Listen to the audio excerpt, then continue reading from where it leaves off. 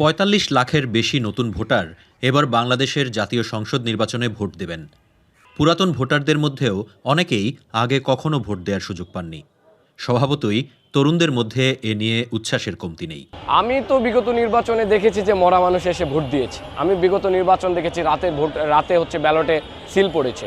তো আমরা আশা করছি যে আগামী নির্বাচনটা অনেক বেশি স্বচ্ছ হবে, যার ভোট সেই দিবে, এবং মার্কা এবং দল দেখে নয়, প্রার্থী দেখে, ব্যক্তির এজেন্ডা দেখে মানুষ তাদের প্রার্থীকে বেছে নেয়।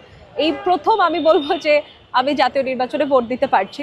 তো যখন বিভিন্ন পলিটিক্যাল পার্টি আমাদেরকে তাদের আসলে কি অফার করতে পারে জনগণকে, সেইটা ম্যান্ডেটটা নিবে।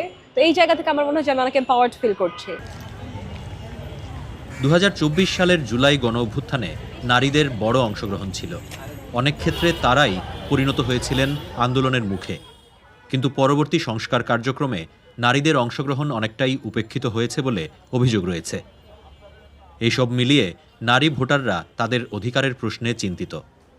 আমাদের জুলাই গণ অভ্যুত্থানে যে নারীদেরকে আমরা সামনের দিকে দেখেছি, আমরা কিন্তু এর পরবর্তীতে নারীদেরকে খুব বেশি একসাথে রাখতে কিন্তু ব্যর্থ হয়েছি। এবং এরপরে কি হয়েছে, তাদের মধ্যে যে একটা ফ্রাস্ট্রেশন, যে আমরা 1 বছরের যে একটা ট্রমাটাইজ সিচুয়েশনের মধ্যে দিয়ে যে গিয়েছি, আমরা কিন্তু সেগুলো ভুলতে পারিনি।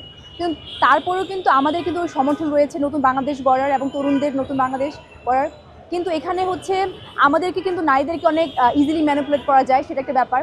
তো সেক্ষেত্রে আমি নতুন ভোটারদের, নারীদেরকে আমি বলবো তারা যাতে প্রার্থী দেখে, তাদের যোগ্যতা দেখে তারপরে ভোট দেয়, মার্কাটাকে যাতে তারা প্রায়োরিটি না দেয়। নির্বাচনী বিভিন্ন সমাবেশ জায়গা যেখানে রাষ্ট্রীয় বড় ব্যক্তিবর্গরা কাজ করছেন, সেখানে ম্যাক্সিমামই পুরুষ।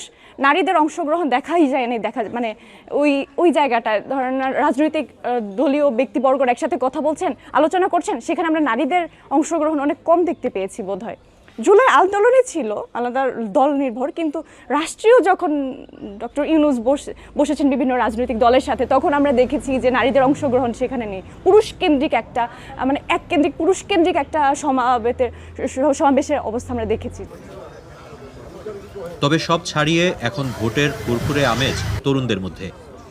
কেবল শহরে বা বিশ্ববিদ্যালয়েই নয়, গ্রামেগঞ্জেও তরুণেরা গণতন্ত্রের যাত্রাপথে নিজেদের অংশীদার করে নিতে প্রস্তুত। ফার্স্ট টাইম ভোট দিমু, সেটা অনেক আগ্রহ নিয়ে অপেক্ষা করতেছি যে কিভাবে ভোট দিমু, কিভাবে কি করা যায়। বাংলাদেশের মানুষ নতুন করে ভাবতে শিখেছে এবং চিন্তা ভাবনা করতে শিখেছে যে নতুন বাংলাদেশ গড়ার যে আকাঙ্ক্ষা, সেই আকাঙ্ক্ষা কীভাবে রূপ দেয়, সেটা সামনে নির্বাচনে মানুষের ভোটের মাধ্যমে তা প্রতিফলিত হবে।